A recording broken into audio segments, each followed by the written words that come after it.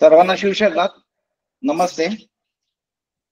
शिवशरणात प्रतिष्ठान मार्फत गेल्या 6 महिन्यामध्ये बऱ्याचशा ऍक्टिव्हिटीज आपण करत आलो. त्यामध्ये सर्वात महत्वाची गोष्ट होती कुरियन शेट्टी चेंबर ऑफ कॉमर्सची स्थापना. आणि आपल्या समाजाचे चेंबर ऑफ कॉमर्स नाहीये ही एक शोकांतिका म्हणावी लागेल, पण सुरुवात झाली त्याचा आनंदही आता सध्या होत आहे. तर चेंबर ऑफ कॉमर्सच्या माध्यमातून डॉक्टर्स त्याच्यानंतर इतर व्यापारी क्षेत्रात असणारी लोक एकत्रित आली आणि चेंबर ऑफ कॉमर्सला एक सुरुवात झाली. त्याच्यामध्ये सर्वात महत्वाचं नाव डॉक्टर आनंद सराईकर, आपले नारायणगावचे जे डॉक्टर होते ते आपल्या चेंबर ऑफ कॉमर्सला जॉईन झाले. त्यांनी इनिशिएटिव्ह घेतला बऱ्याच गोष्टींसाठी आणि डॉक्टरांचा एक सेल तयार केला. म्हणजे महाराष्ट्रातल्या आपल्या समाजात जे काही डॉक्टर्स आहेत, जवळजवळ 20-22 डॉक्टर्स सध्या त्या सेलला जॉईन झाले.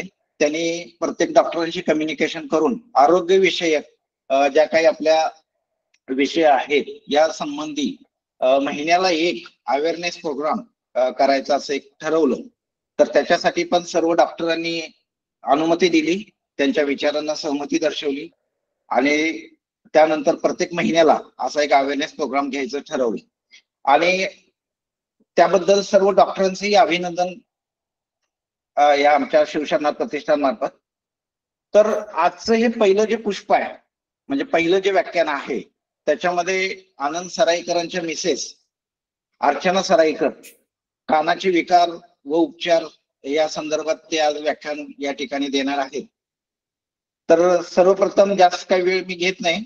तर सर्वप्रथम मी आजच्या कार्यक्रमाची प्रस्तावना करण्यासाठी डॉक्टर आनंद सराईकर जे आमच्या चेंबर ऑफ कॉमर्सचे उपाध्यक्ष आहेत. आपण उपाध्यक्ष सेवा, उपाध्यक्ष व्यापार आणि उपाध्यक्ष इतर तिसरा एक उपाध्यक्ष आहे. तर त्या पद्धतीचे डॉक्टर आनंद सराईकर सेवा उद्योगाचे उपाध्यक्ष आहेत. तर त्यांना मी विनंती करतो की सदर आजच्या कार्यक्रमाची प्रस्तावना करावी. सर्व मंडळींना नमस्कार. आवाज येतोय सर्वांना? येतोय सर. शिवशरणात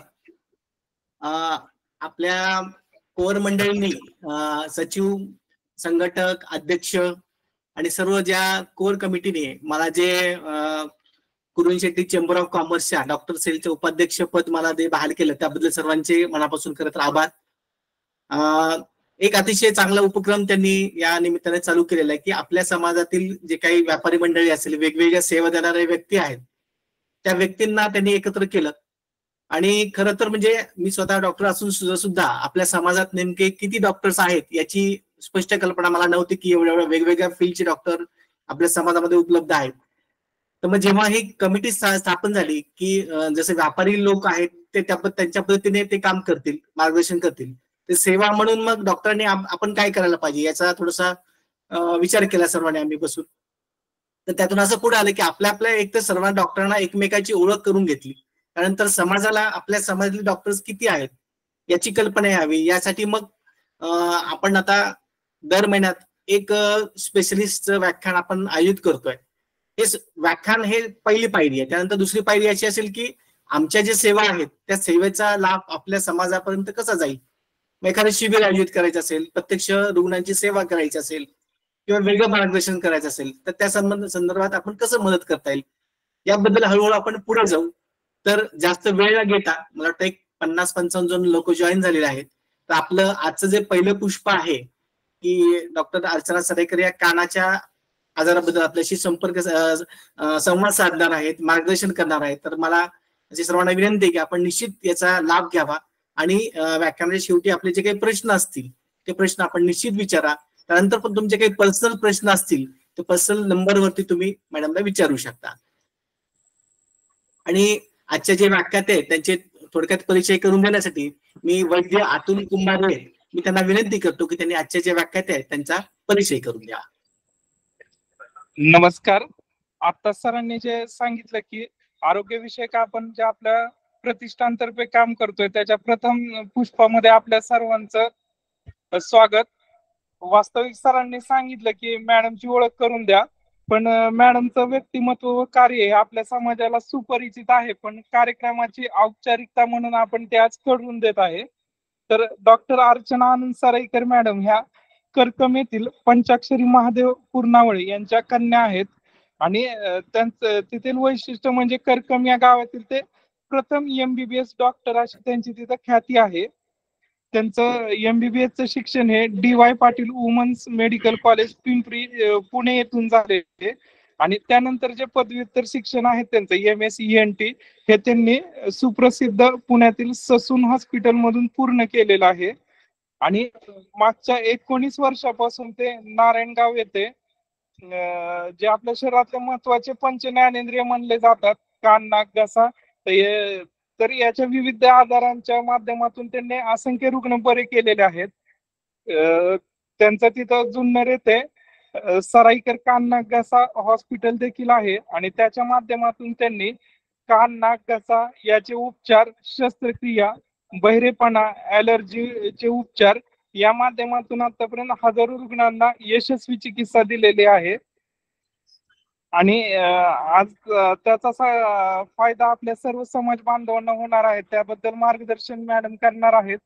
आणि त्यानंतर आपण प्रश्नोत्तराचाही कार्यक्रम आयोजित केलेला आहे की आपल्या ज्या काही शंका आहेत त्या आपण मॅडमचं व्याख्यान झाल्यावर त्यांना विचारू शकतो. तर मी जास्त वेळ न घेता आपण ज्या कार्यक्रमाची मुख्य वाट पाहत आहोत तर त्यासाठी मॅडमकडे माईक सुपूर्द करत आहे. धन्यवाद. Okay, thank you sir. Saraikar madam.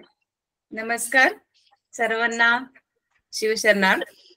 आज ह्या ऑनलाईन माध्यमातून आपण सर्व समाज बांधव एकत्र येत आहात आणि त्यात फुल ना फुलाची पाकळी म्हणून मी थोडासा माझा सहभाग नोंदवत आहे. आताच डॉक्टर वैद्य अतुल कुंभारे यांनी ओळख करून दिली, त्याबद्दल त्यांचे धन्यवाद.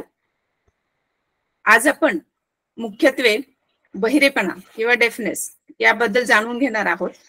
सर्वप्रथम आपण कान हा जो आपला महत्वाचा अवयव आहे त्याबद्दल थोडस जाणून घेऊया.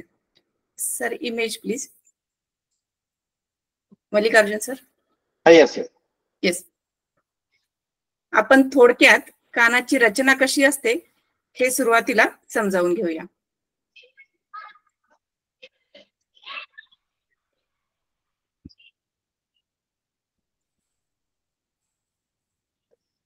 थोडं झूम करायला लागेल. हा, तर यामध्ये आपण पाहत आहात. एकच सेकंद मॅडम, दिसते सर्वांना इमेज? सर्वांना फक्त हँड हे करा, हँड फक्त दिसतो. Okay okay okay. येस. बाजूचा कान जेव्हा आपण उघडून पाहतो तर त्यामध्ये आपल्याला अशी रचना दिसते. त्यामध्ये बाहेरील कान, मधला कान आणि आतला कान असे 3 भाग असतात. आणि दोन्ही कान जे आहेत ते आपलं नाक आणि घसा यांच्याशी एका छोट्याशा नलिकेमार्फत जोडलेले असतात. आणि त्यामुळेच कान, नाक आणि घसा या सर्व अवयवांचा अभ्यास एकत्र असतो आणि म्हणून आपण त्यांना ENT सर्जन असं संबोधतो. तर यापैकी बाहेरील कानामध्ये कानाची पाळी आणि कानाची नलिका याचा समावेश असतो. मधला जो कान आहे त्याच्या बाहेरच्या बाजूला कानाचा पडदा. आपण पाहिलं असेल की काही रुग्णांच्या किंवा काही व्यक्तींच्या कानातून चिकट असा स्त्राव वाहतो, तर तो हा जो नाजूक पडदा आहे कानाचा त्याच्यातून येत असतो. या पडद्याच्या पाठीमागं 3 हाडांची साखळी असते जी आतल्या कानाशी जोडली जाते. आणि आतला कान जो आहे अंतर्कर्ण, त्याच्यामध्ये आपल्या शरीराची समतोल साधण्याची यंत्रणा आणि आपल्याला जे ऐकू शकतो आपण त्याबद्दल कॉक्लिया म्हणून एक ऑर्गन असतो आणि तिथून आपली ऐकण्याबद्दलची एक नस तयार होते आणि ती मेंदूकडे जाते. अशा प्रकारे हा कानाची रचना असते. तर हे आपले दोन्ही कान एकतर ऐकण्याबद्दल पण काम करतात, शिवाय आपला जो समतोल आहे शरीराचा समतोल तर तो या कानातील आतील भागामध्ये कार्यरत असतो. आता आपण आजचा जो मुख्य विषय आहे बहिरेपणा याबद्दल थोडी माहिती घेऊया. तर लहानपणी आपण ऐकू कधी लागतो याच्याबद्दल जर विचार केला तर जेव्हा बाळ आईच्या पोटामध्ये असतं आणि साधारण 18 आठवडे झालेले असतात तेव्हा त्या छोट्या बालकाला आईच्या शरीरातील आवाज जसे की हृदयाची स्पंदन असतील या गोष्टी ऐकू शकतं. त्यानंतर साधारण 6व्या ते 7व्या महिन्यामध्ये ड्युरिंग प्रेग्नन्सी बाळाला बाहेरील आवाज जसं आपण आई बोलत असेल किंवा इतर जे आवाज असतील आजूबाजूला ते आवाज सुद्धा ते बाळ ऐकू शकतं. आणि जेव्हा बाळाचा जन्म होतो तेव्हा ऐकण्याबद्दलची पूर्ण यंत्रणा तयार झालेली असते आणि सर्व प्रकारचे आवाज हे आपले बालक ऐकू शकते. तर आता सुरुवातीला आपण बहिरेपणा म्हणजे काय, तर एखाद्या टेस्टनुसार आवाजाची तीव्रता ही साधारण 0 ते 20 डेसिबल. डेसिबल हे आवाजाचं एक एकक आहे ज्याच्यामध्ये त्याची तीव्रता मोजली जाते. तर जर ही आवाजाची तीव्रता 20 डेसिबल पर्यंत असेल तर ते नॉर्मल हिअरिंग असं समजलं जातं. 20 डेसिबल पेक्षा मोठे आवाज जर फक्त आपण ऐकू शकत असू तर त्या गोष्टीला आपण बहिरेपणा संबोधू शकतो आणि त्याच्या वेगवेगळ्या लेवल असतात. तर हा बहिरेपणा जो आहे तर त्याचे वर्गीकरण केले जाते. एक असतो जन्मजात बहिरेपणा आणि दुसरा बाळ जन्मल्यानंतर आलेला बहिरेपणा, कंजेनायटल डेफनेस आणि अक्वायर्ड डेफनेस.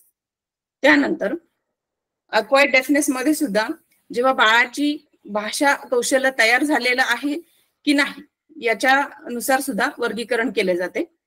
प्रीलिंग्वल डेफनेस याच्यामध्ये बाळ अजून बोलायला शिकलेलं नाही तेव्हा जेव्हा बहिरेपणा येतो त्याला प्रीलिंग्वल डेफनेस असं म्हटलं जातं. आणि पोस्ट लिंग्वल डेफनेस म्हणजे बाळाने भाषा किंवा शब्द उच्चारणं शिकलेलं असतं आणि कालांतराने मे बी 1-2 वर्षानंतर वगैरे जेव्हा बहिरेपणा येतो त्याला पोस्ट लिंग्वल डेफनेस असं संबोधतात. शिवाय बहिरेपणा हा कधी कधी तात्पुरत्या स्वरूपाचा असतो किंवा तो कायमचा पण असू शकतो. आणि या टेस्टनुसार आजार जर कानाचे असतील त्याच्यात वेगवेगळे प्रकार बहिरेपणाचे असू शकतात. तर आपण तर जाणतो की जेव्हा अभिमन्यू जेव्हा सुभद्रा मातेच्या पोटामध्ये होता तेव्हा जी ऐकलेली गोष्ट होती की एक चक्रव्यूह कसं भेदायचं ही जी ऐकलेली गोष्ट होती तर ती नंतर त्याच्या प्रत्यक्ष आयुष्यामध्ये त्या ऐकलेल्या गोष्टीवरनं तो चक्रव्यूह भेदला होता हे आपण सर्व जाणतो. याच्यावरनं लक्षात येतं की आपण आईच्या उदरात असताना पासूनच ऐकायला सुरुवात केलेली असते. तर आता याच्यानंतर आपण या बहिरेपणाची कारणं काय आहेत त्याबद्दल जाणून घेऊया. जन्मजात बहिरेपणा हा काही जर कानाचे आतमध्ये व्यंग असतील, कानाची रचना जर नॉर्मल नसेल तर असू शकतो किंवा काही आजार असतील बाळाला तर त्यामुळे होऊ शकतो. हा जो बहिरेपणा आहे शक्यतो कधी कधी जेव्हा आपण अगदी जवळच्या नात्यामध्ये लग्न केले जातात त्या जोडप्यांमध्ये जी बाळ जन्मतात त्यांच्यामध्ये याचं प्रमाण थोडंसं जास्ती प्रमाणात असतं. हा जेव्हा अक्वायर्ड डेफनेस असतो त्याची कारणं काय असतात याच्याबद्दल सुरुवातीला मी एका पेशंटचा अनुभव तुम्हाला शेअर करते. एक साधारण 45 ते 50च्या वयाच्या महिला ओपीडी मध्ये आल्या आणि सांगू लागल्या की 15 दिवसापासून माझ्या डाव्या कानात बिलकुल ऐकू येत नाही. मग त्यांची तपासणी झाली, त्यांचं निदान झालं आणि त्यांना एक साधारण अर्ध्या तासाच्या उपचारानंतर त्यांना असं लक्षात आलं की अरे मला खूप चांगल्या पद्धतीने ऐकायला येते. आणि त्या इतर जे रुग्ण होते त्या सर्वांना सांगत आल्या की बघा मगाशी मला अजिबातच या कानाने ऐकायला येत नव्हतं आणि आता चांगलं ऐकायला यायला लागले. आणि जाता जाता ते खूप सारे धन्यवाद देऊन निघून गेले. तर काय असेल ह्या कानात ऐकू न येण्याचं कारण, तर त्या महिलेच्या कानाची जी नलिका आहे आपण मगाशी पाहिली, कानाची जी नलिका आहे ती पूर्ण नलिका एका घट्ट आणि कडक अशा मळाने पूर्णपणे व्यापली होती, जेणेकरून त्या व्यक्तीला 15 ते 20 दिवसापासून बिलकुल ऐकायला येत नव्हतं. आणि ही ट्रीटमेंट झाली की त्यांना परत पहिल्यासारखं ऐकू येऊ लागलं. तर अशा पद्धतीने वॅक्स किंवा आपण ज्याला सेरुमेन म्हणतो हे एक खूप कॉमन असं कारण आहे. कधी कधी असे रुग्ण येतात ज्यांचं वय असतं 60-70, त्यांनी आयुष्यात कधीच कानातील मळ काढलेला नसतो आणि दोन्ही कान पूर्णपणे मळाने भरून गेलेले असतात, कारण त्यांना माहितीच नसतं की बाबा लक्षणं येत नाहीत, त्यामुळं ते डॉक्टरांपर्यंत लवकर येत नाही. तर मळ हे एक महत्वाचं कारण आहे. दुसरं कारण असू शकतं की कानात काही गोष्ट अडकली आहे. काही जण आपण प्रवास करताना किंवा वारं आहे किंवा थंडी आहे यामुळं कानामध्ये कापसाचे बोळे घालतो आणि नंतर जर तो बोळा छोटा असेल तो कानात पूर्णपणे आत गेलेला असतो आणि आपण विसरून जातो. अगदी अशा कारणाने सुद्धा तुमचं थोड्या प्रमाणात तुम्हाला बहिरेपणा येऊ शकतो. किंवा पावसाळ्याच्या दिवसामध्ये आपल्या कानामध्ये फंगल इन्फेक्शन होतं किंवा बुरशी होते. त्या बुरशीमुळे सुद्धा तात्पुरत्या प्रकारचा बहिरेपणा तुम्हाला येऊ शकतो. आता दुसरं कारण जर म्हटलं तर कानाचे आजार असतात. त्या आजारामध्ये कानाचा पडदा फाटणे किंवा कानाच्या आतली जी यंत्रणा आहे, हाडांची जी साखळी आहे, त्या साखळीमध्ये दोष निर्माण होणे किंवा इतर काही आजार असतात कानाचे, त्यामुळे बहिरेपणा येऊ शकतो. शिवाय काही औषधं असतात, जी औषधं जर प्रमाणापेक्षा जास्त कालावधीसाठी वापरली गेली असतील किंवा ती औषधं आजकाल कमी प्रमाणात वापरली जातात किंवा जवळजवळ वापरली जात नाही, ज्या औषधांमुळे ऑटोटॉक्सिसिटी म्हणजे त्यामुळे पेशंटला बहिरेपणा येऊ शकतो. क्वचित प्रसंगी फक्त जेव्हा ट्युबरक्युलोसिस हा जो आजार आहे, क्षयरोग, त्याच्यासाठी हे अंडर गायडन्स आणि हे औषध वापरलं जातं. दुसरे काही आजार असतात ज्याच्यामध्ये रुग्णाला चक्करचा त्रास हा बहिरेपणासोबत जाणवतो. तर त्याच्यामध्ये येतात की व्हर्टिगो असेल, व्हर्टिगो हे एक लक्षण आहे. मेनियर्स डिसीज आहे. ओटोस्क्लेरोसिस नावाचा एक आजार असतो, ज्याच्यामध्ये आपली हाडांची जी साखळी आहे त्यातील जे शेवटचे छोटे हाड आहे तर ते फिक्स झालेलं असतं, त्यामुळं ती साखळी हलेनाशी होते. हे एक महत्वाचं कारण आहे. आणि अगदी क्वचित प्रसंगी कानातील जर कॅन्सर असेल किंवा इतर प्रकारचे जर ट्यूमर असतील, कानामध्ये गाठी असतील, तर त्यामुळे सुद्धा बहिरेपणा येऊ शकतो. आता कानाच्या बहिरेपणा आपण कसं समजून घेऊ शकतो किंवा एखाद्या व्यक्तीला ऐकू कमी येतं हे आपल्या कुठल्या लक्षणांवरून आपल्याला जाणवतं. तर जर एखादी व्यक्ती मोबाईल, रेडिओ किंवा टीव्ही यांचा आवाज इतर व्यक्तींपेक्षा खूप मोठ्या प्रमाणात जर ठेवत असेल तर त्या व्यक्तीला ऐकायची क्षमता थोडीफार कमी झालेली असल्याची शंका येते. दुसरा प्रसंग म्हणजे जेव्हा आपण एखाद्या व्यक्तीशी संवाद साधतो तर तेव्हा त्या व्यक्तीला पुन्हा विचारावं लागतं किंवा आपण एक काहीतरी विचारलेलं असतं आणि त्या व्यक्तीचा रिस्पॉन्स हा वेगळ्या पद्धतीने येतो. आणखी एक हे म्हटलं तर ती व्यक्ती स्वतः मोठ्याने बोलत असते. म्हणजे आधी काही दिवसांपूर्वी ती व्यक्ती नॉर्मल आवाजात बोलत असते, पण त्यानंतर एक सर्रास ती फार मोठ्याने बोलायला लागते. त्यावेळेला सुद्धा असं आपण शंका घेऊ शकतो की या व्यक्तीला ऐकायला कमी येत आहे. आणि लहान मुलांमध्ये बहिरेपणा आपण कसा ओळखू शकतो तर जर एक तान्हं बाळ किंवा महिन्याच्या आतलं जे बाळ आहे, जर ते फक्त मोठी वस्तू पडल्यानंतर दचकते आणि तुमचा बोलण्याचा आवाज असेल किंवा खुळखुळा असेल, त्या खुळखुळ्यामुळे ते शांत होत नाही किंवा कुकरची शिट्टी असते, तो आवाज बऱ्यापैकी मोठा असतो, पण तो आवाज ऐकून पण जर बाळ दचकत नसेल तर समजावे की ह्या बाळाला कर्णबधिरत्व असू शकते. आणि इथे एक नोंद करावीशी वाटते की पाश्चात्य देशामध्ये जेव्हा एखाद्या महिलेची डिलिव्हरी होते आणि रुग्णाला डिस्चार्ज द्यायचा असतो, त्या डिस्चार्जच्या पूर्वी प्रत्येक बालकाची ऐकण्याची क्षमता नॉर्मल आहे की नाही हे तेव्हाच पहिल्या 4-5 दिवसामध्ये तपासणी केलेली असते. आपल्याकडे मात्र त्याच्याबद्दल थोडेसे गैरसमज आहेत. आपलं बाळ जे आहे ते 2-4 महिन्यांनी त्याला ऐकायला येईल. जरी थोडी शंका आली की बाबा बाळ कुकरच्या शिट्टीला किंवा मोठ्या आवाजाला प्रतिसाद देत नाहीये किंवा आपण त्याच्याशी जेव्हा संवाद साधतोय किंवा खुळखुळा असेल तर खुळखुळ्याला प्रतिसाद देत नाहीये, तर पालकांचं असं थोडंसं दुर्लक्ष केलं जातं की कालांतराने येईल ऐकायला. पण जेवढ्या लवकर तुम्ही तज्ञांचा सल्ला घ्याल किंवा बाळाची चिकित्सा करून घ्याल तेवढा त्याचा फायदाच होणार आहे. कारण आपल्या आयुष्यातील पहिली जी 3 वर्षे आहेत ती खूप महत्वाची असतात. एक ऐकणं म्हणजे आपली जी भाषा कौशल्य आहे ते तयार होण्यासाठी, कारण जेव्हा आपण ऐकू शकतो त्यानंतरच सरावाने वेगवेगळे शब्द, आवाज ऐकून मग आपण भाषा शिकत असतो. आणि आपला जो मेंदू आहे तो मेंदू त्याची जी वाढ व्हायची असते किंवा त्यातील वेगवेगळ्या कौशल्य निर्माण व्हायचे असतात, त्याच्यासाठी सुद्धा ही पहिली 3 ते 5 वर्ष खूप महत्वाची असतात. आता आपण बहिरेपणा तपासण्यासाठी कुठल्या प्रकारच्या टेस्ट केल्या जातात याबद्दल थोडंसं जाणून घेऊया. लहान जी बालकं आहेत त्यांच्यामध्ये ऑटो अकोस्टिक एमिशन्स किंवा बेरा टेस्ट या नावाच्या तपासण्या असतात, ज्या प्रत्येक ENT हॉस्पिटलला किंवा मोठ्या हॉस्पिटलमध्ये अवेलेबल असतात.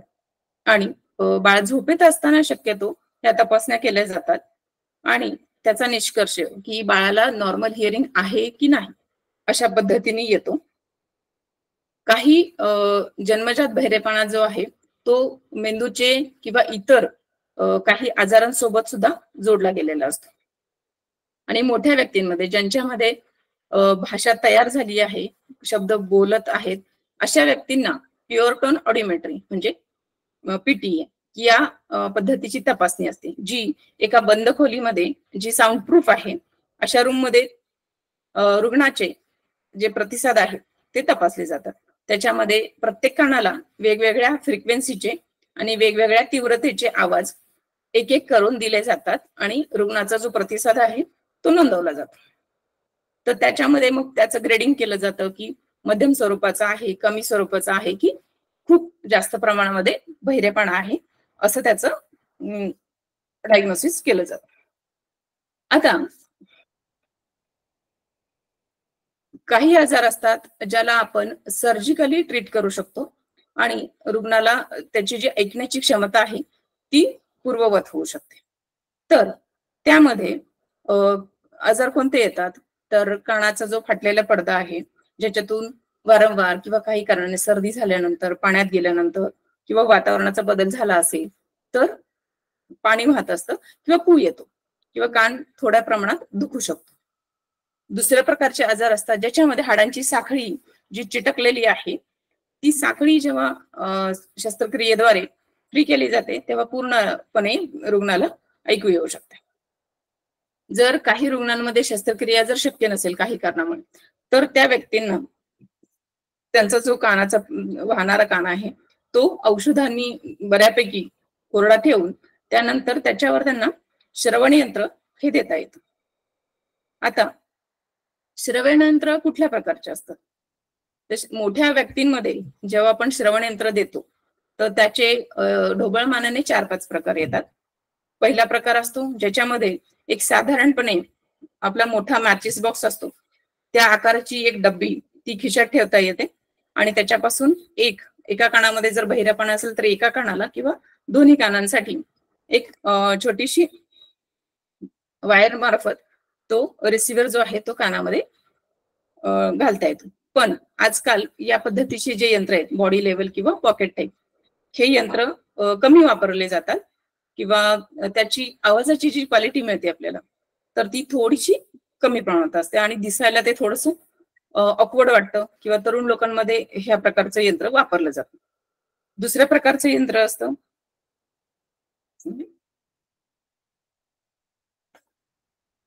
तर ते कानाची जी पाळी आहे त्याच्या मागे बसवता येतं आणि छोटीशी एका ट्यूब मार्फत त्याचा रिसिव्हर जो आहे तो कानामध्ये घालता येतो.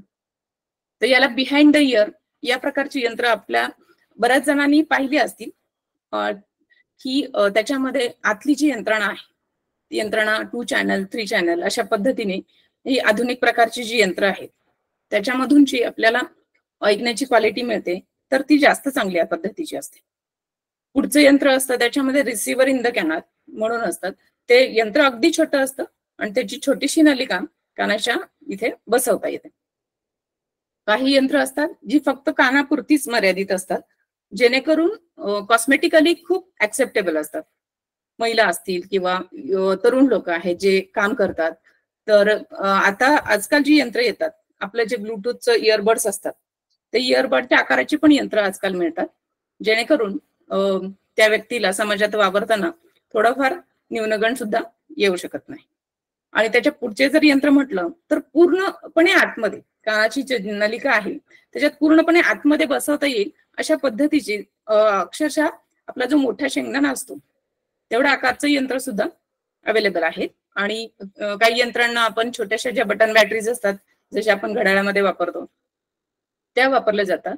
आणि काही जी यंत्र आहेत ती आपण चार्जिंग सुद्धा करू शकतो. तर ही आधुनिक प्रकारची यंत्र आल्यामुळे आजकाल ज्या लोकांना बहिरेपणा आहे थोड्या प्रमाणात किंवा मध्य प्रमाणात, पण ऐकणं महत्वाचं आहे, ऑफिसमध्ये काम करतात किंवा खूप लोकांशी त्यांना संवाद साधायचा असतो, तर अशा प्रकारची यंत्र खूप चांगल्या पद्धतीने ऍक्सेप्ट केली जातात. आता जो लहान मुलांमधील किंवा जन्मजात बहिरेपणा जो आहे, तर त्याच्याबद्दल आपण थोडंसं जाणून घेऊ. हा जो बहिरेपणा आहे तो लवकरात लवकर डिटेक्ट व्हावा हे महत्वाचं असतं. त्यानंतर त्या बालकाला त्याची जी काही तीव्रता आहे त्याच्यानुसार श्रवण यंत्र वापरायला सुरुवात केली जाते. आणि मग कॉक्लिअर इम्प्लांट नावाची एक महत्वाची शस्त्रक्रिया आहे, ज्याच्या मार्फत एक इलेक्ट्रोमॅग्नेटिक इलेक्ट्रोड आतला जो कान आहे, जिथे आपली नस तयार होऊन मेंदूकडे जाते, या भागामध्ये तो इलेक्ट्रोड बसवला जातो. आणि त्याचं जो यंत्र आहे, यंत्र कानाच्या पाठीमागच्या भागामध्ये केसांच्या आतमध्ये बसवलं जातं. तर ही शस्त्रक्रिया इतकी महत्वाची का आहे, कारण हे जर बालक असंच बहिरेपणा घेऊन मोठं झालं तर त्याची भाषा कौशल्य जे आहे ते चालू होणार नाही, त्याला बोलता येणार नाही. कारण त्याने जर शब्द ऐकलेच नाहीत, आवाज ऐकला नाही, तर भाषा शिकणं हे अवघड होऊन जातं. शिवाय ही शस्त्रक्रिया जी केली जाते त्याच्यामध्ये एक साधारण 8 ते 9 लोकांचा सहभाग असतो, ज्याच्यामध्ये एक ENT सर्जन आहे, ऑडिओलॉजिस्ट असतात, स्पीच थेरपिस्ट असतात, एखाद्या नर्स असतात ज्या नेहमी त्याचा फॉलोअप ठेवतात, फिजिशियन असतात, सायकोलॉजिस्ट असतात, किंवा बाळाचं जे शिक्षण जो होणार आहे त्याच्या संदर्भात ज्या व्यक्ती असतील त्यांचा सहभाग, आणि सर्वात महत्वाचं म्हणजे पालकांचा सहभाग. आता ही शस्त्रक्रिया काही जणांना अवगत असेल की ही खूप महागडी शस्त्रक्रिया आहे, त्याच्यामुळं त्या शस्त्रक्रियेकडे लोक वळायचा थोडंसं प्रमाण कमी आहे. पण आपल्या शासनाच्या माध्यमातून ॲडिप ही एक योजना आहे, त्याच्यामध्ये असिस्टन्स फॉर डिसेबल्ड पर्सन्स या योजनेअंतर्गत जी बालके साधारण 0 ते 5 वर्षापर्यंत असतात तर त्यांना जवळपास 7 लाखांचं आर्थिक सहाय्य मिळू शकतं. आणि 6 ते 18 वर्षांची जी मुलं असतील त्यांना 6 लाखांचं अर्थसहाय्य मिळू शकतं. त्याच्यासाठीच्या ज्या काही अटी शर्ती असतील तर त्यांची पूर्तता झाली, कागदपत्रांची पूर्तता झाली की ते अर्थसहाय्य मिळतं. आणि थोड्या प्रमाणात इतर काही खर्च असतील तर ते करून पालक ह्या योजनेचा नक्कीच लाभ घेऊ शकतात. कारण हे जे बालक कर्णबधीर म्हणून जर वाढलं असेल तर त्याला अनेक अडचणी येतात, शिक्षणामध्ये अडचणी येतात, त्याला जेव्हा करिअर करायचं असेल त्यामध्ये, आणि मुळात संवादच नाही तर आता आपण जे बोलतो आणि ऐकतो आहोत ही शक्यता त्याच्यामध्ये कमी होते. त्या ज्या अपंग म्हणून होणाऱ्या बालकाची आपण एक नॉर्मल व्यक्ती म्हणून त्याची जडणघडण होणार असते. त्यामुळं कॉक्लिअर इम्प्लांट ही एक महत्वाची शस्त्रक्रिया आहे. बर, आता इतर जी कारणं असतात बहिरेपणाबद्दलची त्याचा उपचार कसा होतो, तर जे काही कारण असेल त्याच्याबद्दलची जी जर प्रॉपर ट्रीटमेंट घेतली तर तो बहिरेपणा जाऊ शकतो. यानंतर एक महत्वाचा विषय येतो तो म्हणजे मोठ्या आवाजामुळे आलेला बहिरेपणा. मोठा आवाज म्हणजे काय, आपण जे तीव्रता म्हणतो आवाजाची, आपण हे जे संवाद साधतो तर साधारण 50 ते 60 डेसिबल या तीव्रतेमध्ये आपण बोलत असतो. किंवा एखादी ट्रेन जेव्हा आपल्या जवळ येते तर त्या आवाजाची तीव्रता साधारणपणे 90 डेसिबल पर्यंत असते. आणि शासनाने काही अटी घालून दिलेल्या आहेत. जर समजा तुमचा काही सण असेल, उत्सव असेल, कार्यक्रम असेल, एखादी सभा असेल तर त्याच्यामध्ये साधारणपणे फक्त 100 डेसिबल पर्यंत आवाज हा अलाउड असतो. परंतु आजकाल जसजसं आपण पुढे जातोय तसं आपण पाहतोय की ध्वनिक्षेपक जे आहेत किंवा डीजे आहेत किंवा मोठमोठे साऊंड्स आणि एकाच ठिकाणी खूप सारे साऊंड्स एकत्र करून जे त्याच्या भिंती बनवल्या जातात आणि त्यातून खूप मोठ्या प्रमाणात जवळपास 130 ते 40 डेसिबल पर्यंत आवाज ठेवला जातो आणि तो कार्यक्रम बऱ्याच वेळेला अर्ध्या तासापेक्षा जास्त तरी कमीत कमी असतो. शिवाय ज्या वराती असतील याच्यामध्ये सुद्धा खूप मोठ्या प्रमाणात ध्वनी प्रदूषण पण होत आहे.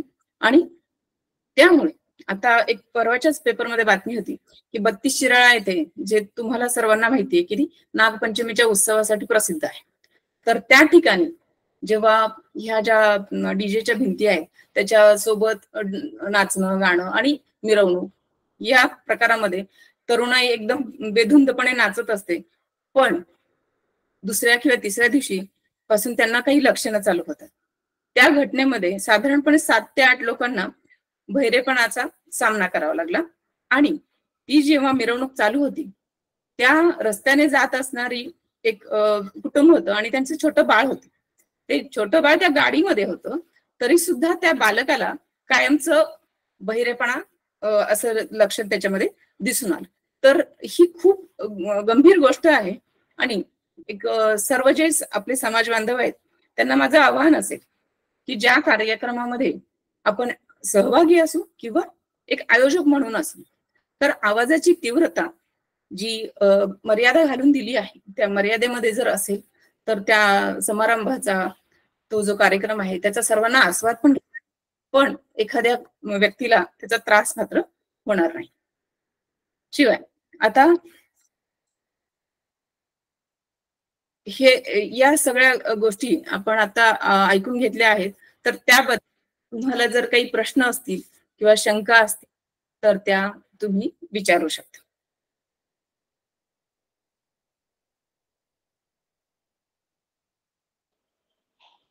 काही शंका बद्दल थोडीशी माहिती सांग. हा, टिनिटस हे एक लक्षण आहे. त्याच्यामध्ये व्यक्तीला कानाच्या आतमध्ये काहीतरी आवाज येत असतो, ऐकायला येतो, पण बाहेर तसा कुठलाही आवाज नसतो.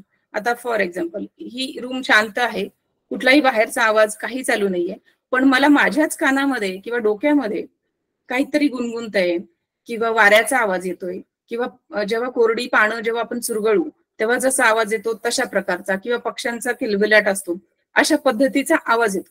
आता हे लक्षण थोडंसं मजेशीरच आहे. म्हणजे बाहेर आवाज नाहीये आणि ती व्यक्ती कंप्लेन करते की मला सतत कानामध्ये आवाज येतो.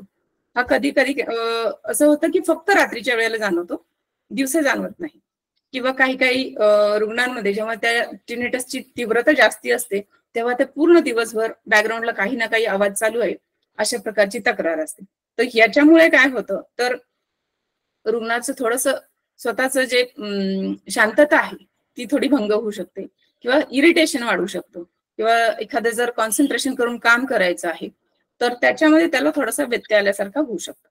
तर हे जे लक्षण आहे कानात वाजणे, बाहेरचा आवाज नसताना वाजणे, त्याला टिनिटस आपण संबोधतो. आणि हे बऱ्याच वेळेला जो बहिरेपणा आहे त्याच्या सोबत येतं किंवा बहिरेपणा तो एकदम कमी प्रमाणात असतो, पण हे जे लक्षण आहे ते जास्त प्रामुख्याने दिसतं.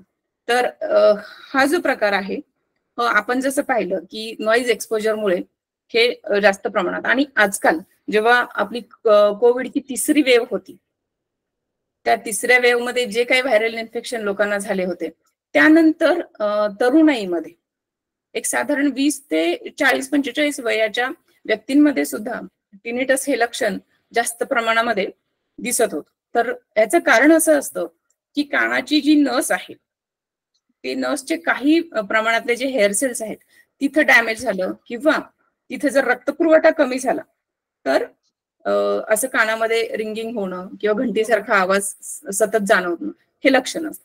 आणि हे जे लक्षण आहे हे सुद्धा जर लवकरात लवकर तज्ञांकडे जाऊन त्याची चिकित्सा केली तर काही नवीन प्रकारची औषधं आहेत आणि काही अजून वेगवेगळ्या ट्रीटमेंट्स आहेत, त्याच्यामुळे हे लक्षण लगेचच आटोक्यात येऊ शकतं, कमी होऊ शकतं. आणखी कोणाला काही विचारायचं असेल तर विचारू शकता. हात वर करा, मी प्रत्येकाची नावं घेतो, त्यानंतर एक एक प्रश्न विचारा. सुनीता नकाते मॅडम.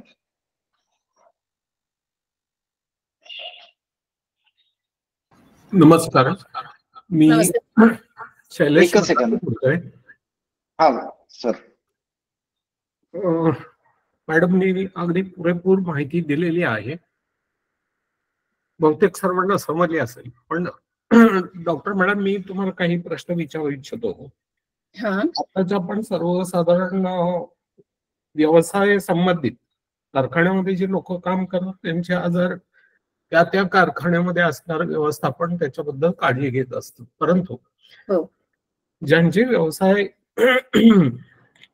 वेगळे आहेत परंतु काही व्यवस्थापनाकडून त्याच्याकडे दुर्लक्ष होतं. उदाहरणार्थ जी व्यक्ती कायम एसटी मध्ये ड्रायव्हिंगचं काम करत असेल, 8 तास 12 तास त्याची ड्युटी असते, रस्त्यावरून जाणं येणारी वाहनं आणि तो चालवतो ते वाहन, त्याच्यामुळे सुद्धा माझ्या दृष्टीने मला वाटतं की त्यांच्याकडे शक्यता होऊ शकते असा बहिरेपणा काही कालांतरानं येण्याची. हा एक माझा प्रश्न आहे. दुसरा प्रश्न, जी आताची तरुण पिढी आहे, काही काही व्यवसाय संबंधित काम करत असतात कॉल सेंटरमध्ये, तेव्हा स्पीकर फोन वापरत असतात किंवा काही काहींना स्पीकर फोन वापरणं गरजेचं असतं आणि काही जण अभ्यासासाठी सुद्धा फोन वापरतात आणि काही छंद म्हणून सुद्धा वापरतात स्पीकर फोन. तर ह्या संदर्भात तुम्ही कशा प्रकारे या लोकांना मार्गदर्शन करू शकाल? हा, तर आपला जो पहिला जो प्रश्न आहे की ऑक्युपेशनल हजार्ड्स, याच्यामध्ये हा जो नॉइज इंड्यूस डेफनेस असतो किंवा सतत काही ना काही आवाज चालू आहे, मशिनरीज असतील किंवा आपण जसं सांगितलं ते रास्ते, कारण आपण जेव्हा आपल्या ज्या एसटी महामंडळाच्या ज्या बसेस आहेत त्या बसमधून जेव्हा प्रवास करतो तर खूप जास्त प्रमाणात ऍक्च्युली तिथे आवाज असतो. त्यांची अवस्था ऍक्च्युली मेंटेनन्स प्रॉपर नसतो किंवा त्या खूप दिवसांपूर्वी घेतलेल्या बसेस असतात आणि त्या तशाच चालवत नेलेल्या असतात. हे आहे आणि या व्यक्तींना बहिरेपणाचा किंवा टिनिटस जे आहे, रिंगिंग इन द इयर, अशी लक्षणं लवकर येऊ शकतात इतर नॉर्मल व्यक्तींपेक्षा. तर त्यांना प्रिकॉशन्स म्हणून इयर मफ्स नावाचे छोटेसे हे असतात, कानात घालू शकतो. इयर प्लग्स असतात आणि इयर मफ्स असतात. ते सॉफ्ट असतात पण अतिरिक्त आवाज, जो काही खूप जास्ती प्रमाणात आवाज आहे तो थोडासा डॅम्प केला जातो आणि त्या व्यक्तीला मग त्यापासून त्रास कमी होऊ शकतो. हे एक आहे. आणि इतर जेव्हा मशिनरीज किंवा कारखाने आहेत तिथे ती जी मॅनेजमेंट असते त्यांच्या मार्फत मात्र बऱ्याच वेळेला त्यांना इयर किंवा इयर दिलेले असतात. त्यामुळे त्यांचा वापर ऍक्च्युली जे कोणी वर्कर असतील त्यांनी अवश्य करावं, जेणेकरून सततच्या आवाजामुळे त्यांना लवकर बहिरेपणा येणार नाही. आणि दुसरा प्रश्न उपस्थित केला आवाज, हा, तर दुसरं आपण विचारलं की कशाबद्दल विचारलं? आत्ताच्या तरुण पिढी जे स्पीकर वापरतात संबंधित असतील किंवा छंद म्हणून असतील किंवा तर ऍक्च्युली त्या पिढीमध्ये सुद्धा किंवा जेव्हा जी व्यक्ती 30 वर्षाची आहे 25 वर्षांची आहे त्यांच्यामध्ये सुद्धा टिनिटस हे जे लक्षण आहे ते थोडंसं जास्ती प्रमाणामध्ये दिसतंय. तर एक छंद म्हणून जर वापरत असाल तर त्याचा वापर साधारणपणे दिवसभरामध्ये अर्धा ते 1 तास करायला हरकत नाही. किंवा कारण तो जो आवाज असतो तो डायरेक्ट आपल्या कानाच्या पडद्यावर जातो, आदळला जातो आणि आपण जी लेवल दिलेली असते त्याच्यामध्ये ब्लू आणि ऑरेंज अशी झोन असते. त्या कमीत कमी त्या ब्लू झोन मध्येच तुम्हाला तो आवाज ठेवणं गरजेचं असतं. आणि त्याच्यात दुसरा दुष्परिणाम म्हणजे की इतर ठिकाणी काय चालू आहे, आपल्या आजूबाजूला काय चालू आहे याच्याकडे दुर्लक्ष होतं. ती एक महत्वाची सामाजिक जबाबदारी आहे की रस्त्याने चालताना किंवा तुम्ही गाडीवर जात आहात त्यावेळेला तुम्ही कानामध्ये इयरप्लग्स किंवा जे इयरफोन्स आहेत ते वापरू नये. आता ज्यांना कॉल सेंटर्स असतील किंवा ज्यांचे कॉल हे आहेत ओव्हरसीज आहेत, त्यांना मीटिंग्स अटेंड करायच्या असतात किंवा त्यांचे जे क्लायंट्स असतील त्यांच्याशी बराच वेळ बोलावं लागतं, तर त्या व्यक्तींनी जे इयरफोन आपण कानाच्या आतमध्ये घालतो ते न वापरता पूर्ण जे हेडफोन असतात ते हेडफोन वापरावे, जेणेकरून खूप मोठ्या प्रमाणात आवाज आतमध्ये सोडला जात नाही आणि ते थोडं कम्फर्टेबल पण असू शकते. थँक्यू, धन्यवाद मॅडम. पण एक गरजेची गोष्ट मला वाटते, ह्या पिढीला मार्गदर्शन पण काहीतरी एक सल्ला देणं गरजेचं आहे. बऱ्याच जणांचे इथं पालक असतील, मुलांकडे ते फोन देतात, त्यासोबत इयरफोन सुद्धा देतात चांगल्या कंपनीचे चांगले म्हणजे डीबी सुद्धा देतात, डीबी असलेले डेसिबल जास्त असलेले सुद्धा देतात. तर ते थोडासा याच्याकडे दुर्लक्ष होतं असं माझं मत आहे. ही जी गोष्ट आहे तर पालकांनी याच्यामध्ये थोडस जाणीवपूर्वक लक्ष घालणं गरजेचं आहे की आपला मुलगा जो आहे तो एक अनावश्यक गोष्टींकडे जास्त वळतोय का. आता मोबाईल हा ऍक्च्युली एक वेगळा टॉपिक आहे आणि तो खूप व्हास्ट आहे तसं, पण हे महत्वाचं आहे की कामासाठी वापरत असेल तर ठीक, किंवा जर त्याला शक्य आहे की बाबा फोन बाजूला ठेवून फोनचा आवाज जो आहे तसा ऐकला तर जास्त बरा, कानात इयरफोन घालण्यापेक्षा. आणि म्हणजे स्वतंत्र जर रूम असेल तर त्या ठिकाणी ते ऐकू शकतात. इयरफोनच लावायला पाहिजेत अशी काही गरज नाहीये. त्यांची मेडिकल टेस्ट करणं कितपत गरजेचं वाटतं तुम्हाला? जर आपल्याला लक्षात आलं की त्याला ऐकायला कमी येतोय, तो दुसऱ्या रूम मध्ये असताना जर आपण आवाज दिला आणि लवकर प्रतिसाद मिळत नाहीये, तर अशा वेळेला तपासणी करणं गरजेचं असतं. याच्यात बऱ्याच वेळेला कानाच्या आतील जो मळ असतो तो काढलेला नसतो आणि त्याच्याने सुद्धा त्याला पार्शियल हिअरिंग लॉस जो म्हणतो आपण, थोड्या प्रमाणात कमी ऐकायला येणं असं असू शकतं. आणि जर तुम्ही ENT सर्जनकडे दाखवलं तसं काही असेल तर ते क्लीन करून घेणं हे तेवढंच महत्वाचं आहे. म्हणजे आताच्या काळात तो एक महत्वाचा मुद्दा होऊ शकतो. हो, आणि त्याच्यामध्ये जर रुग्ण आला किंवा जो कोणी हेडफोन वापरतोय त्याला एका कानामध्ये मळ असेल तर त्याला त्या बाजूने कमी ऐकायला येईल आणि त्यामुळे तो पूर्ण जो आवाज आहे मोबाईल किंवा जे काही पाहतो युट्यूब किंवा काय, तर त्याचा आवाज मोठा करेल. आणि त्याने जर दुसऱ्या कानामध्ये मळ नाहीये, तो कान नॉर्मल आहे, तर त्याला सुद्धा मोठ्या आवाजामध्ये ऐकावं लागेल. त्यामुळे त्या कानाला धोका जास्त असू शकतो. हे पालकांनी लक्षात घेऊन त्या पद्धतीने घेणं गरजेचं आहे. हो, आणि आपल्याकडे ही रुटीन चेकअप किंवा आपण पूर्णपणे नॉर्मल आहोत का किंवा अशा कारणासाठी डॉक्टरांकडे व्हिजिट करणं किंवा वेळ काढून त्यांच्याकडे तपासून घेणं, पूर्णच नुसतं कान घसा नाही तर दात असतील किंवा डोळे असतील तुमचे, एक नॉर्मल चिकित्सा करून घेणं हा अवेअरनेस खूप कमी प्रमाणात आहे. त्यामुळे कानासाठी मात्र कमीत कमी वर्षातून एकदा कान दाखवावे आणि त्याच्यात जर काही जमा झालं असेल काही असेल तर ते लक्षात येऊ शकतं. किंवा एखाद्याला तसा नॉर्मल आहे पण डॉक्टरांकडे गेल्यानंतर म्हणजे विशेषतः कानाघसा तज्ञांकडे गेल्यानंतर लक्षात येतं की बाबा ह्या मुलाच्या टॉन्सिल्स खूप मोठे आहेत किंवा एक ॲडेनॉइड नावाची ग्रंथी असते ज्याच्यामुळे कानावर परिणाम होतो, पण त्याची लक्षणं मात्र फार उशिरा येतात. त्यामुळे म्हणजे हळूहळू तो कानाचा जो पडदा आहे तो आतमध्ये सरत नाही किंवा त्याची जी नॉर्मल हालचाल व्हायला पाहिजे तर ती न होणे, ह्या गोष्टी जेव्हा तुम्ही चेकअपसाठी जातात तेव्हा त्या आरामात किंवा आजार तयार होण्याच्या आधी सुद्धा लक्षात येऊ शकतात आणि तुम्ही त्या व्याधीपासून आधीच बचाव करू शकता. थँक्यू.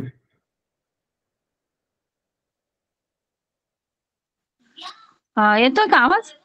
हो. हॅलो. हा, माझा म्हणजे 5-6 दिवसापूर्वीपासून ना डोक्यामध्ये असं खाली झोपल्यानंतर असं चक्कर किंवा सुन्न होतं डोकं, तर याचा कानाशी काही संबंध असू शकतो का?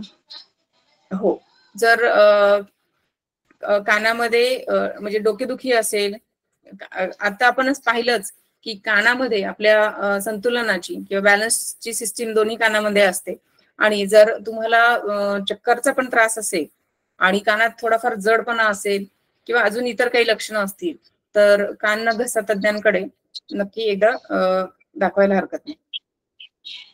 ठीक. आणि मुलांच्या कधी कधी कानामध्ये काही कीटक वगैरे जातात तर ते डॉक्टरांकडे जायचं का घरच्या घरी काढलं तरी होऊ शकतं ते? नाही, आपल्याला कानाचं जी रचना आहे ती टॉर्च मध्ये किंवा मोबाईलच्या टॉर्च मध्ये पूर्णपणे लक्षात येऊ शकत नाही.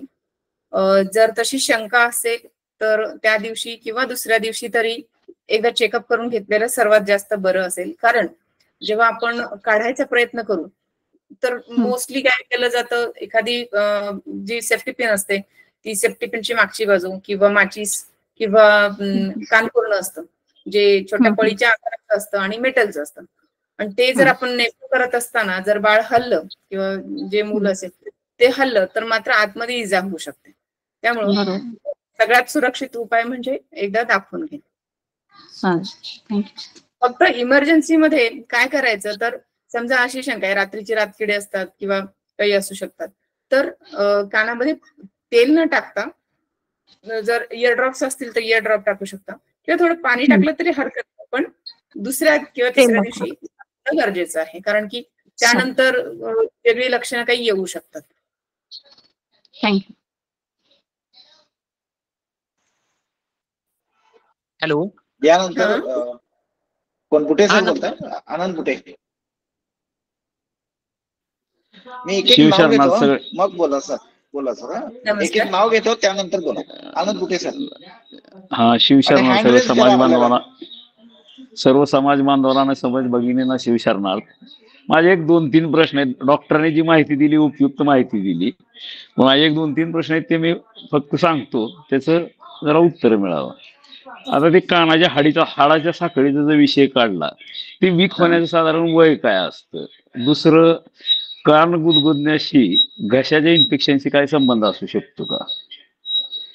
तिसरं, कान साफ करण्यासाठी बऱ्याच वेळा इयरबडचा वापर केला जातो, तर ते इयरबड कुठल्या कंपनीचे चांगले, आणि इयरबड कितपत आतमध्ये कानामध्ये घालावेत जेणेकरून कान सुरक्षित राहील? आणि समजा बाईकवरती जर प्रवास असेल, पावसाळ्याचे दिवस असतील किंवा हिवाळ्याचे दिवस, तर कानात कापूस घालणं योग्य आहे का, जेणेकरून बाहेरच्या वाऱ्याचा त्रास होऊ नये? आपण एक एक करून यांच्या शंका ज्या आहेत ते निरसन करूयात. आता सुरुवातीला ज्यांनी जे विचारलं की हाडांच्या साखळीचा आजार, हो, करते थोड्या. तर हा शक्यतो एक आहे ऑटोस्क्लेरोसिस, ज्याच्यामध्ये ही हाडांची साखळी फिक्स झालेली असते आणि काही तपासण्यांमार्फत आपल्याला त्याच्याबद्दलचं निदान होऊ शकतं.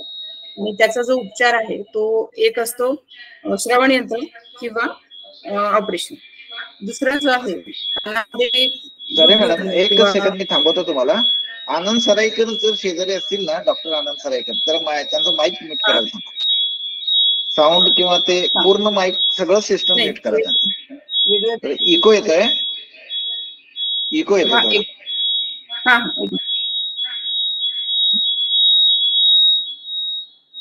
हा, येस. गुड्डे सर, तुमचा पण माईक म्यूट करा. कुठे सर? हा, येस.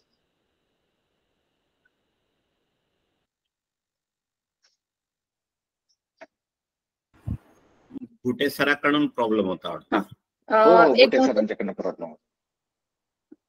हा, येते मॅडम आता. तर आपण हाडांच्या हाडांच्या साखळीबद्दल, की कानाचा जर पडदा फाटलेला असेल आणि बरेच वर्ष झाली असतील, त्यात साधारणपणे वर्षातून 2-3 वेळा किंवा जास्त वेळा जर पाणी वाहत असेल, तर अशा आजारामुळे हाडांची साखळी खराब होते किंवा तुटते. दुसरा एक आजार असतो ज्याच्यामध्ये कानाचा जो पडदा आहे तो पडदा आतात सरकून ही जी हाडांची साखळी आहे तिला कमकुवत करतो आणि नंतर ती साखळी तुटली जाते.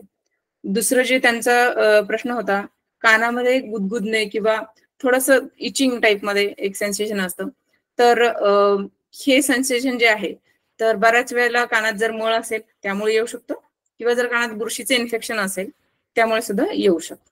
आणि इयर बर्ड्स बद्दल जर म्हटलं, आणि प्रवास जेव्हा करतो आपण, प्रवास करताना गाडीवर ज्यांना जास्त प्रवास असेल, सर्वात सेफ म्हणजे हेल्मेट वापरणं. आणि अगदी थोड्या अंतरासाठी जायचं असेल पण गार हवा असेल तर तुम्ही कापसाचे मोठे मोठे गोळे घालू शकता, जेणेकरून तो आत राहणार नाही, हे महत्वाची गोष्ट. पण तसंच तुम्हाला रस्त्यावरच्या इतर ज्या गाड्या आहेत त्यांचा हॉर्न जो आहे तो हॉर्न पण तेवढ्या प्रमाणात तुम्हाला ऐकायला यायला हवं. तुमची कम्फर्ट लेवल पाहून तुम्ही तो कानामध्ये कापसाचा गोळा घालू शकता. इयरबड्सचा वापर कोण करू शकतो, तर ज्या व्यक्तींची कानाची जी नलिका आहे ती बऱ्यापैकी जर मोठी असेल त्या व्यक्तींनी वापरणं योग्य असतं. सर्वात पहिलं म्हणजे आपले कान, त्यात मळ साठण्याची शक्यता किती आहे, कारण काही व्यक्तींमध्ये अक्षरशः आयुष्यभर कधी मळच जमत नाही, कारण सेल्फ क्लिनिंग ही एक मेथड असते कानामध्ये, तर मळ जमून राहत नाही, तो रोजच्या रोज थोडाफार तो बाहेर येऊन जातो, त्यामुळे त्या व्यक्तींना वापरायची आवश्यकता नसते. दुसरं, काही व्यक्तींमध्ये मळाचा जो प्रकार आहे तो चिकट स्वरूपाचा आणि कडेकडेने जमणार असतो, तर त्या व्यक्तींना हा इयरबड्स वापरू शकतात. पण बऱ्याच वेळेला जे इयरबड्स आहेत ते थोडे मोठ्या आकाराचे असतात आणि आपली कानाची जी नलिका आहे ती छोटी असते, तर आपल्याला जर त्याचा अंदाज येत नसेल, दुखत असेल, कारण की कानाचा जो बाहेरचा भाग आहे थोड्या प्रमाणामध्ये तो लवचिक असतो, पण त्याच्या आतील जो भाग असतो तो स्किनच्या खाली लगेचच बोन असतं, त्यामुळे तिथे दुखायला लागतं. तर दुखत नसेल तेवढ्या भागामध्ये तुम्ही तो इयरबड्स फिरवू शकता, पण त्याची जी पूर्ण असतं ते बोन, तर त्याचा अर्धा भागच आत जायला हवा, तेवढं सफिशियंट असतं. त्याच्या समजा, आणि बऱ्याच वेळेला असं होतं की इयरबड्स वापरल्यानंतर रुग्णाचं ऐकायची लेवल कमी होते. तर यात काय होत असतं, कानाची जी नलिका आहे त्याच्यामध्ये कानाचा एक खडा तयार झालेला असतो, आणि रुग्ण जेव्हा किंवा व्यक्ती जेव्हा इयरबड्स वापरायला लागते काढण्यासाठी, पण तो आतमध्ये ढकलला जातो आणि मग रुग्णाचा कान जास्त बंद होऊन मग ऐकायचं कमी होऊ शकतं. Thank you madam. प्रशांत कोष्टी. प्रशांत. नमस्कार मॅडम. नमस्कार. ऍक्च्युली ना माझा एक प्रश्न होता की जे आपण आता ते ब्लूटूथ वगैरे वापरतो ना, हेडफोन वगैरे, तर त्याच्यामुळं ना आपल्या कानाला इजा होऊ शकते का? कारण काय झालं की ऍक्च्युली मला 5-6 वर्षापूर्वी हेडफोन वापरताना एका कानाचा हेडफोन खराब झाला होता, तर मी एकाच कानानं मला वाटतं 2-3 महिने मी सलग वापरलं, परंतु त्याच्यामुळे मला एका कानाला ऐकू यायचं बंद झालं. मग मी नंतर ना डॉक्टरकडे जाऊन. हॅलो. ज्याच्यात हेडफोन वापरत होता त्या कानाला की दुसऱ्या कानाला? हा, ज्याचा हेडफोन मी कंटिन्यू वापरत होतो ना त्या कानाला ऐकू यायचं बंद झालं. मग नंतर मी डॉक्टरकडे जाऊन ट्रीटमेंट घेतली, एक्सरे वगैरे त्यांनी बघितले, सगळ्या गोष्टी केले. आता ओके, मला काय अडचण नाही. पण एका कानानं जे काही कंटिन्यू वापरत जर असतील, ब्लूटूथ म्हणा हे ते, त्याच्यामुळे प्रॉब्लेम होऊ शकतो का कानाला? एकाच कानानं हे करू शकेल? इथे पण तोच नियम लागू पडतो. जर तुम्ही आवाजाची तीव्रता जी आहे, साऊंड व्हॉल्यूम लेवल जी आहे, ती जर ऍक्सेप्टेबल लेवलमध्ये ठेवत असाल तर शक्यतो काही प्रॉब्लेम येत नाही. पण हेडफोन जे आहेत ते दोन्ही कानाने ऐकणं जास्त संयुक्तिक असतं, जेणेकरून दोन्हीकडे तो आवाज थोडा डिवाइड होईल. ठीक आहे madam, thank you. Okay. Yes Malgham. Yes मलघम.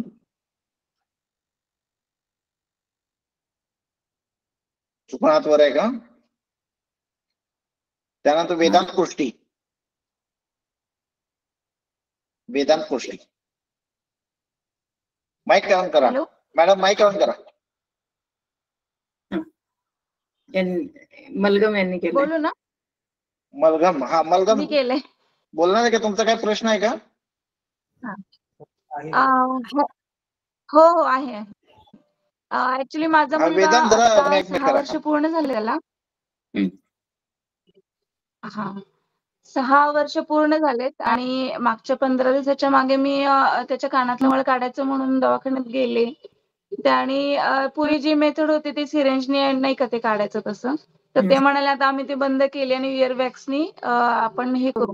पण ते इयरवॅक्स घालते मी 6-7 दिवस झाले, पण तो मळ काही बाहेर येत नाही. त्याला ऍडव्हान्स मेथड काय आहे का अजून मळ बाहेर काढण्यासाठी?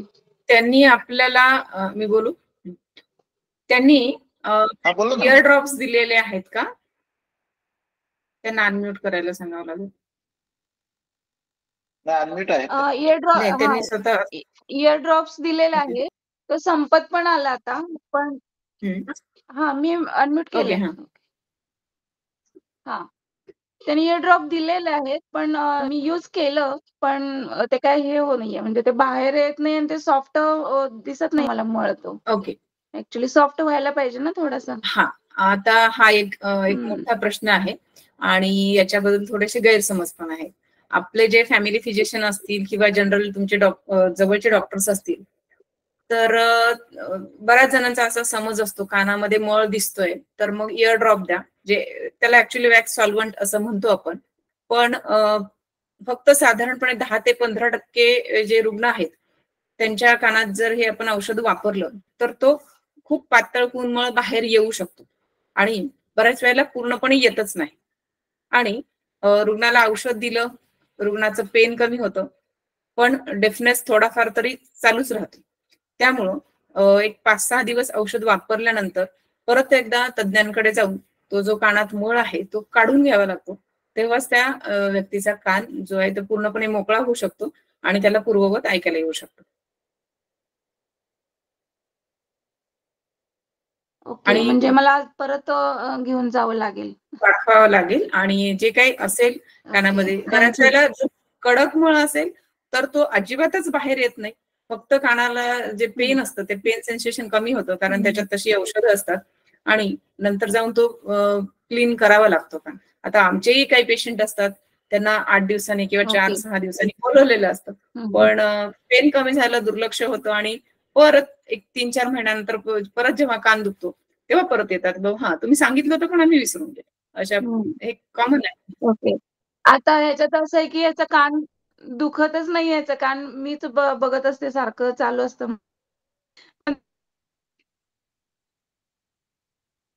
हा हा एकदा दाखवून घेतलेलं, कधीच बघते नाही तिथंच आहे, ते हालतच नाहीये, म्हणून मी तुम्हाला जस्ट विचारले. हा नाही, तो काढून घ्यावा लागेल. आणि सिरिंजिंग ही पद्धत आजकाल बऱ्याच ठिकाणी बंद केली आहे. हो. वेदांत कोष्टी, okay, Vedanta Koshti mic mute unmute करा. हॅलो, बोला. हॅलो, हा मी शीतल बोला. हा, ओळखलं ना? हॅलो, हा बोला. काय नाही, हा मला ना काय होतं, असं डोकं कधी कधी गच्च झाल्यासारखं वाटतं, म्हणजे कान असं नाही, उजवा कान गच्च झाल्यासारखं वाटतं आणि असं म्हणजे एकदम शांततेत गेलं ना की असं आवाज आल्यासारखं वाटतं, म्हणजे आपल्याला आवाज. एका कानात की दोन्ही कानात? नाही, एकाच कानात. ओके, चालेल. तर याला नक्कीच एकदा ENT डॉक्टरांची व्हिजिट करणं आवश्यक आहे आणि जी काही तक्रार असेल ती जेव्हा आपण कान आतून पाहू तेव्हाच लक्षात येईल आणि त्याच्यानुसार त्याचा उपचार करून घेता येईल. म्हणजे दुसरा काही नाही ना प्रॉब्लेम? आता नाही सांगू शकत, आपण जेव्हा पाहू पेशंटच्या कान तेव्हाच आपल्याला त्याच्याबद्दल बोलता येईल. बरं, चालेल, थँक्यू. हर्षद सराईकर, हर्षद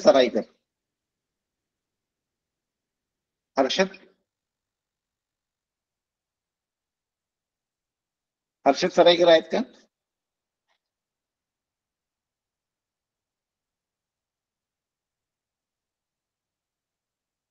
चुकून हात वर आहे. परत प्रशांत कोष्टी आणि आनंद कुठे सर, तुमचा हात परत वर आहे, परत आहे की तोच आहे जुना?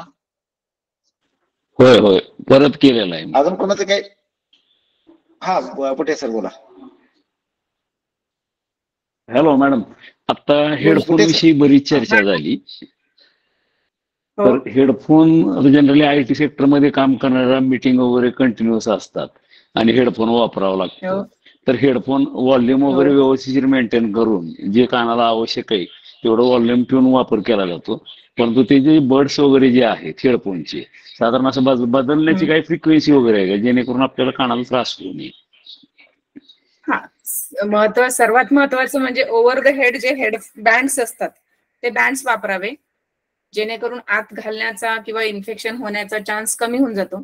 जर तुम्हाला काही ठिकाणी इयरबड्स किंवा इयरफोन्स जे आपण म्हणतो ते जर वापरायची गरज असेल तर ते आपले अँटीसेप्टिक सोल्युशन जे असतात, जसं आपलं सॅनिटायझर असेल तर त्याने तुम्ही क्लीन करू शकता डेली आणि त्याला सुकून देणं महत्वाचं आहे.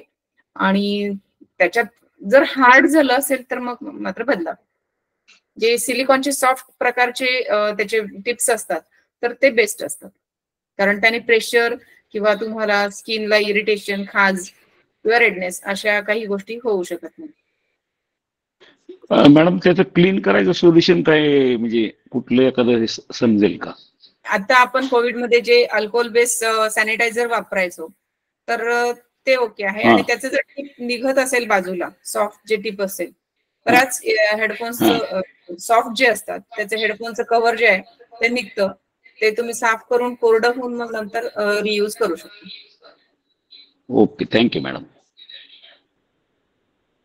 मॅडम, मल्लिकार्जुन बोलतोय. माझा एक प्रश्न आहे ना, तुम्ही 9 महिन्यापर्यंत बाळाचं सांगितलं, त्याच्यानंतर एज नंतर पण काहीतरी गोष्टी सांगितल्या, तर आता आपण म्हणतो की लहान मुलांनी आता जे स्कूलिंग करतात 10वी 12वी किंवा अगदी 5वी 6वीच्या मुलांना, तर असं काही कानाची जी विकसित होण्याची जी प्रक्रिया आहे ह्याच्यामध्ये 5 वर्षाच्या मुलाचं, 10 वर्षाच्या मुलाचं, 20 वर्षाच्या मुलाचं किंवा म्हातारपणी काहीतरी वेगळे आजार, असं काय त्याला बायफर्गेशन करता येते का?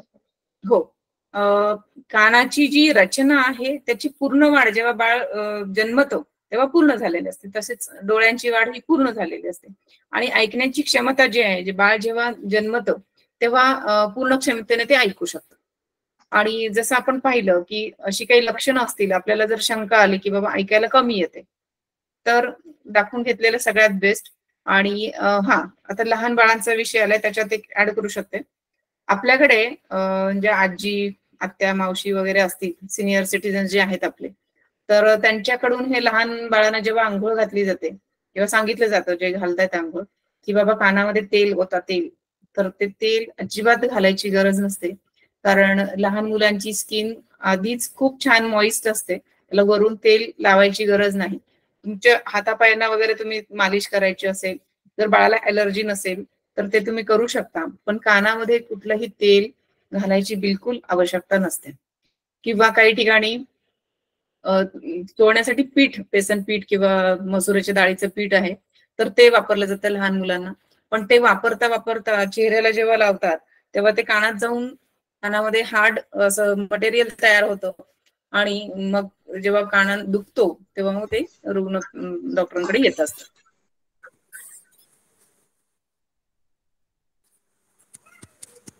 चालेल, थँक्यू. सराईकर, हर्षद सराईकर. परत हात वर आहे आपला, हर्षद सराईकर. हा, विचारा सर.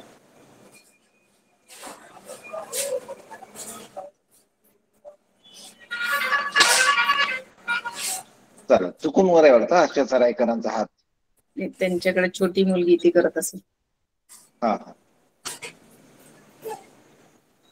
सॉरी सर, लहान बाळांनी केलता. हो हो, ठीक आहे, चालेल. अजून कोणाला काही प्रश्न वगैरे आहेत का?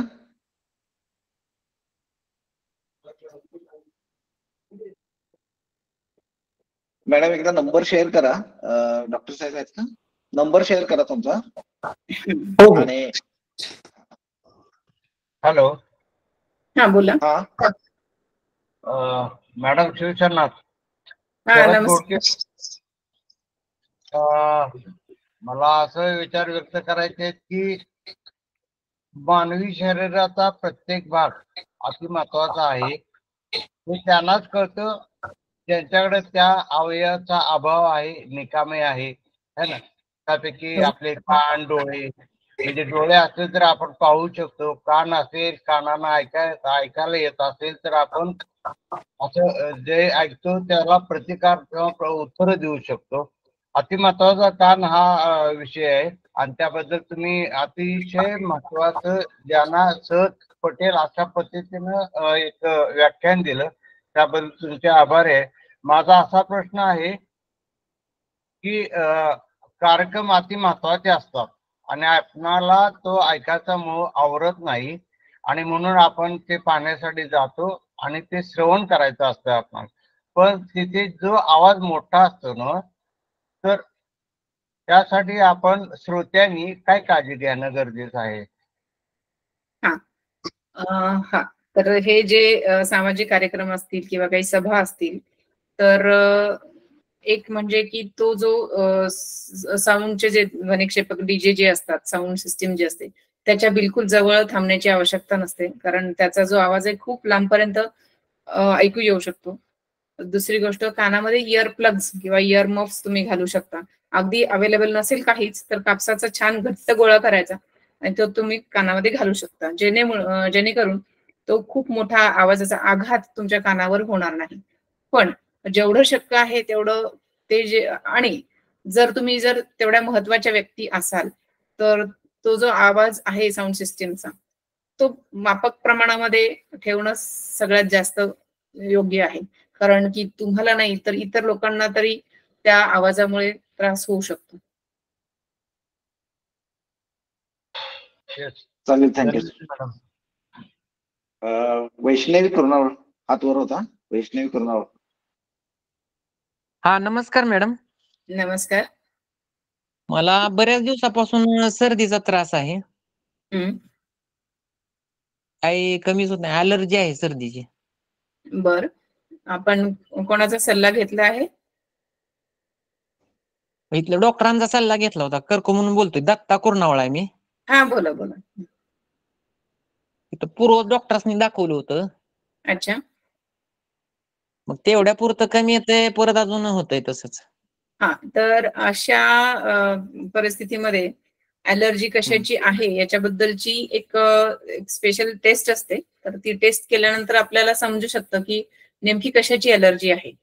तर धुळीची ही कॉमन असते, परंतु त्याच्यासोबत जे अन्न घटक असतील किंवा आपण वेगवेगळ्या गोष्टी वापरत असतो, जसं की सोप असेल, पावडर असेल, स्प्रे असतील, आणि हे कॉमन आहे कारण ती स्ट्रॉंग असते म्हणून ती लक्षात येते आणि त्याच्या गोष्टी त्याला कारणीभूत ठरतात. तर त्या सगळ्या गोष्टी ॲलर्जी टेस्ट मधून तुम्हाला सांगितल्या जाऊ शकतात आणि त्याच्यानुसार त्याचा उपचार एक कान घसा तज्ञ तुमचे करू शकतात. हा चालते चालते. Thank you madam. ओके, ठीक आहे सर. बुटे सर परत हात वर आहे. एक शेवटचा प्रश्न. बुटे सर, बराच वेळ झालेला. चुकून आहे का? चालेल. Thank you madam. खूप छान पद्धतीने व्याख्यान दिलं.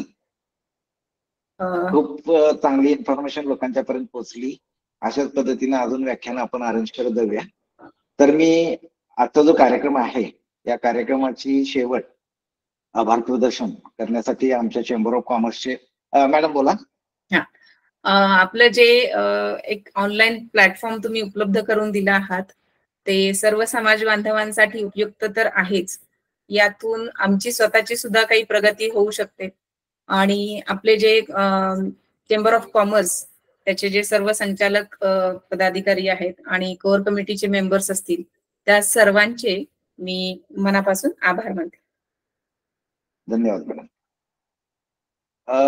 तर शेवटचा जे कार्यक्रम जो आहे आभार प्रदर्शनाचा, तर आमच्या चेंबर ऑफ कॉमर्सचे अध्यक्ष श्री सुधीर जमगे जत होऊन आहेत ते, तर त्यांनी करावं अशी मी त्यांना विनंती करतो. जमगे सर.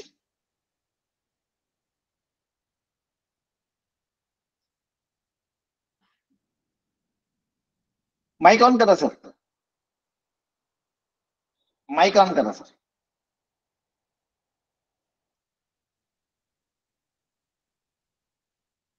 हॅलो. हा सर. आवाज येतो ना? हा येतोय सर, येतो. हा. नमस्कार शिवशरणार्थ. आज कुरियन सिटी समाज बांधव आणि Kurian city chamber of commerce यांच्या वतीने नारायणगाव पुणे येथील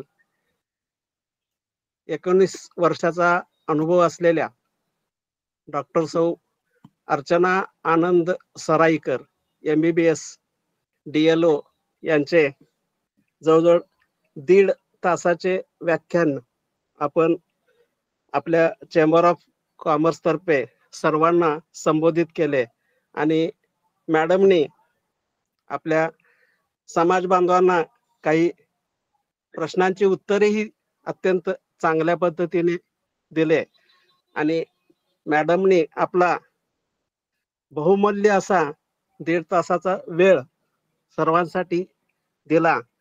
त्याबद्दल मी आपल्या चेंबर ऑफ कॉमर्स तर्फे मॅडमचे आभार मानते.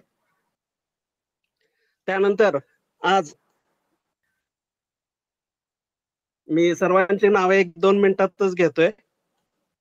आपल्या चेंबर ऑफ कॉमर्सचे सचिव श्री मल्लिकार्जुन बोरीगेड्डे सर, अर्जुन सरायकर, अभिमन्यू देगावकर, आनंद सरायकर, अनंत बुटे, अथर्व नावकर, बाळासो सांगोलकर, चंद्रकांत कोष्टी, चंद्रकुमार बुट्टे, दयानंद घोडके, डॉक्टर सूर्यकांत भरमगुंडे, गजेंद्र गुरव, गोविंद भरमगुंडे, गुरुवातप्पा मरेगुद्दे, ज्ञानेश्वर कोष्टी, हेमलता कुरणावळ, हिरा नाळे, जयंत जटार, केदार टोने, कृष्णा, कृपा मारुमुळे, महादेव नावकर, महादेवी कोष्टी, मारुती कोष्टी, नागेश कोष्टी, निहारिका मुद्दे, नीलकंठ नकाते, प्राजक्ता जटार, प्रशांत कोष्टी, प्रशांत पोथरकर, प्रतीक जनगाडे, प्रियांका कोष्टी, पुष्पा घोडके, रुपाली टोने, यस मालगन, सचिन तारापुरे, सदाशिव अनंतपुरे, सदाशिव सरगुले, संध्या कोष्टी,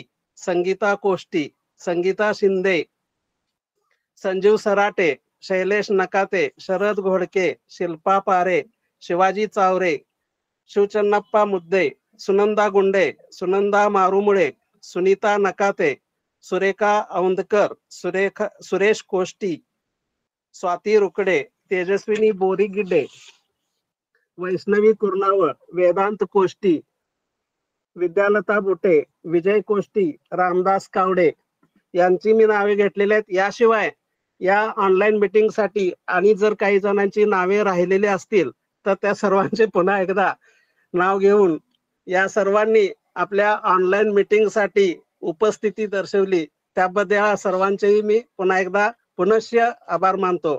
आणि आजचा हा जो कार्यक्रम आपल्या कुरियन सिटी चेंबर ऑफ कॉमर्सचे उपाध्यक्ष डॉक्टर आनंद सराईकर हे आपल्या डॉक्टर सेलचे उपाध्यक्ष आहेत. त्यांनी हा सर्वात प्रथम घडवून आणला. आपल्या या चेंबर ऑफ कॉमर्सची फक्त स्थापना होऊन 15 दिवस झालेले आहेत आणि 15 दिवसाच्या आत त्यांनी प्रथम पुष्प जे काही आपणाला दिलेले आहे त्या आनंद सराईकर सरांचे सुद्धा मी आभार मानतोय आणि आजच्या या कार्यक्रमाची सांगता करतोय. ओके, थँक्यू शिवशर्मा सर्वांना. Good night. Good night sir. All of you. सर्वांना good night. Good night. Good night. Good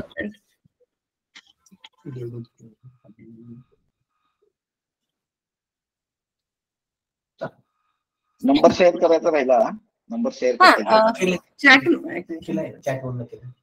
नंतर मॅडम ग्रुप मध्ये टाका. सर टाकतील. केलंय सर, टाईप केलंय चॅट मध्ये केलं होतं. Okay, thank you.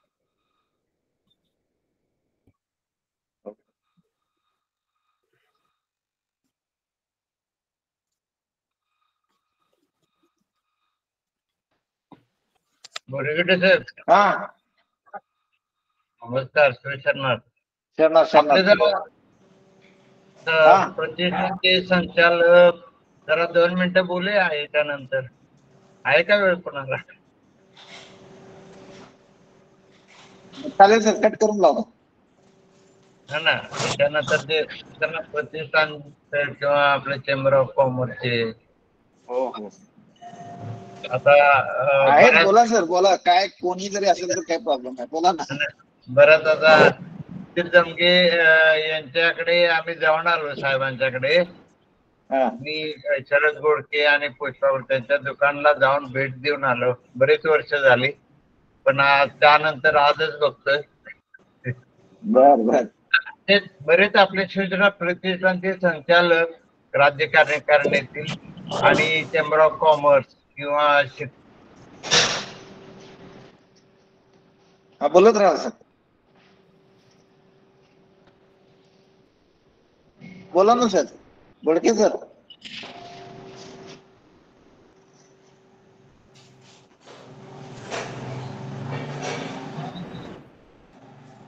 Hello. Hello. Cut झाला सरांचा. गोडके सरांचा आवाज बंद झाला. हॅलो. येतोय सर, तुमचा आवाज येतोय. जमगे सर येतोय आवाज.